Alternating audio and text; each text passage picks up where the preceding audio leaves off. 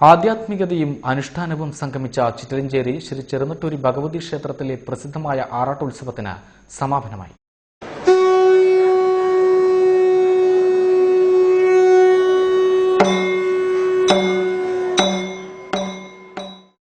ഇതം ശരീരം കൗന്ദേയ ക്ഷേത്രമിദ്യാഭിധീയതേ എന്ന പ്രസിദ്ധമായ ഗീതാവചനത്തെ ഓർമ്മപ്പെടുത്തിയാണ് മിക്ക തട്ടകങ്ങളിലും ഉത്സവാഘോഷങ്ങൾ കൊണ്ടാടുന്നത്. ക്ഷേത്രമാകുന്ന ശരീരത്തെയും മനുഷ്യന്റെ ബാഹ്യസത്തകളെയും ശുദ്ധീകരിക്കുന്ന പ്രധാന കർത്തവ്യങ്ങളാണ് എന്നും ഉത്സവങ്ങൾക്ക് നിറമേകുന്നത്. സ്വാത്വികതയെ ബാധിക്കുന്ന താമസശക്തികളെ മൃഗീയതയായി സങ്കല്പിക്കുന്ന പള്ളിവേട്ടയും ഭൗതികമായ കൃഷിയെ സൂചിപ്പിക്കുന്ന നവധാന്യങ്ങളുടെ മുളയിടലും ആറാട്ടുത്സവങ്ങളിൽ ഒഴിച്ചുകൂടാനാവാത്ത ഘടകങ്ങളാണ്. മലയാളിയുടെ സാംസ്കാരിക ചരിത്രത്തിൽ അതിപ്രാചീന കാലം മുതൽക്ക് തന്നെ ഉത്സവങ്ങൾക്ക് ഏറെ പ്രാധാന്യമുണ്ട്. മലയാളിയുടെ സാംസ്കാരിക ചരിത്രത്തിൽ അതിപ്രാചീന കാലം മുതൽക്ക് തന്നെ ഉത്സവങ്ങൾക്ക് ഏറെ പ്രാധാന്യമുണ്ട്. ജനുവരി 15-ന് അനുഷ്ഠാനപ്രകാരമുള്ള ശുദ്ധിയോടെയാണ് ആറാട്ടുത്സവത്തിന് തുടക്കമായത്. തുടർന്ന് ക്ഷേത്രീയ അനുഷ്ഠാന കലാരൂപങ്ങളും സാംസ്കാരിക സന്ധ്യകളും നടന്നു. കലാമണ്ഡലം ജിഷ അവതരിപ്പിച്ച ഭരതനാട്യം, ശ്രുതി സുകുമാരൻ അവതരിപ്പിച്ച പ്രഭാഷണവും ബ്രഹ്മകുമാരി മീനയുടെ ഭക്തിപ്രഭാഷണം എന്നിവയും, കിള്ളിക്കുറിശിമംഗലം ശങ്കരനാരായണനും സംഘവും ഓട്ടംതുള്ളലും, കിള്ളിക്കുറിശിമംഗലം വിഹിത ശീതങ്ങത്തുള്ളിലും അവതരിപ്പിച്ചത് ഏറെ ജനശ്രദ്ധ പിടിച്ചുപറ്റി.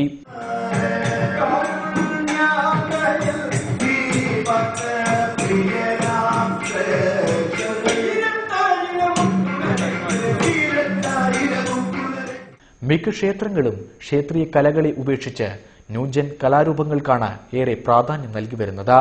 എന്നാൽ ചിറ്റലഞ്ചേരി ഭഗവതി ക്ഷേത്രത്തിൽ ജനകീയ പങ്കാളിത്തത്തോടെ ക്ഷേത്രീയ കലാരൂപങ്ങൾ മാത്രമാണ് അവതരിപ്പിക്കപ്പെട്ടത് എന്നതും ഏറെ പ്രശംസനീയമാണ്.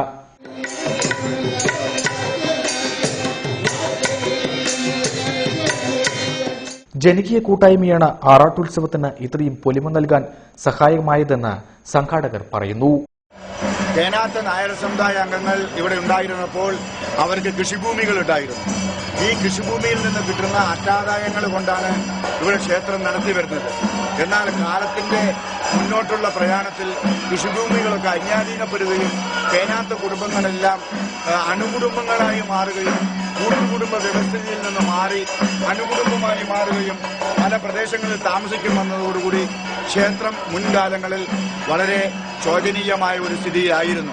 എന്നാൽ അത് ജനങ്ങളുടെ കൂടി ഇടപെടൽ വന്നതോടുകൂടി ക്ഷേത്രത്തിൽ കൊടിമരം സ്ഥാപിക്കുകയും അതേപോലെ തന്നെ ക്ഷേത്രത്തിന്റെ പ്രവർത്തനങ്ങളിലെല്ലാം തന്നെ കുംഭാഭിഷേകം നടക്കുകയുണ്ടായി.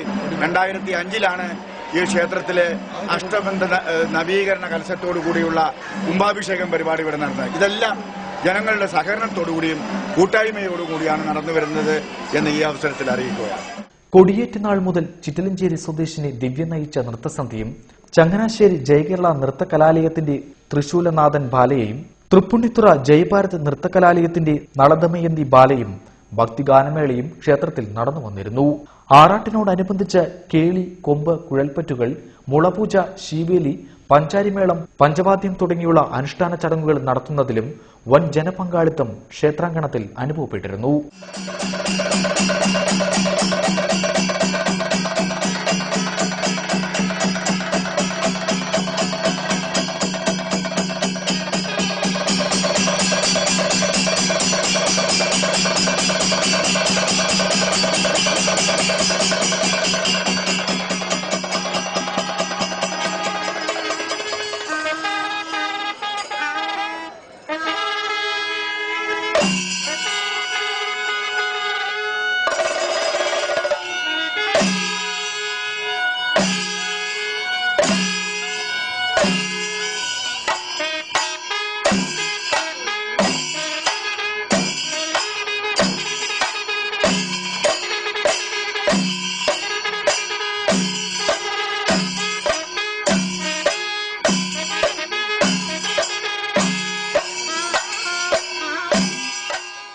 ഏനാത്ത് നായർ സമുദായത്തിൽ നിന്ന് ക്ഷേത്രാധികാരം കൈപ്പറ്റിയ ശേഷം 2005 മുതലാണ് ആറാട്ടുത്സവങ്ങൾ വൻ ജനപങ്കാളിത്തത്തോടെ നടന്നുവരുന്നത്.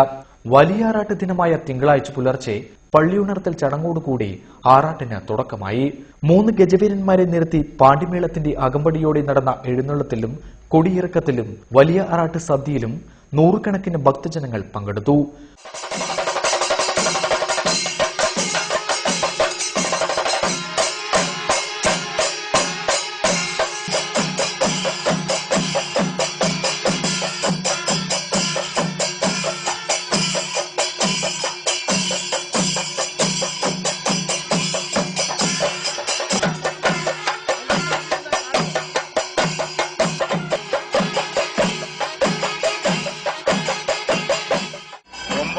ഇവിടുത്തെ മാമാങ്കവും റെക്കോർഡ് ചെയ്യാനെത്തിയ UTVയോട് ഞങ്ങൾ ആറാട്ട് കമ്മിറ്റി പ്രത്യേകം നന്ദി രേഖപ്പെടുത്തുന്നു. ഒരു വർഷത്തെ കാത്തിരിപ്പിന് 1 കോടി പുണ്യം വാരി വിതറി നൂറുകണക്കിന് ഭക്തജനങ്ങളെ സാക്ഷിയാക്കി ആറാട്ടുത്സവം സമാപനം കുറിച്ചു. ക്യാമറമാൻമാരായ അരുണും ശ്രീജിത്തിനുമോടൊപ്പം ചിറ്റിലഞ്ചേരിയിൽ നിന്നും അജിത് നെന്മാറ.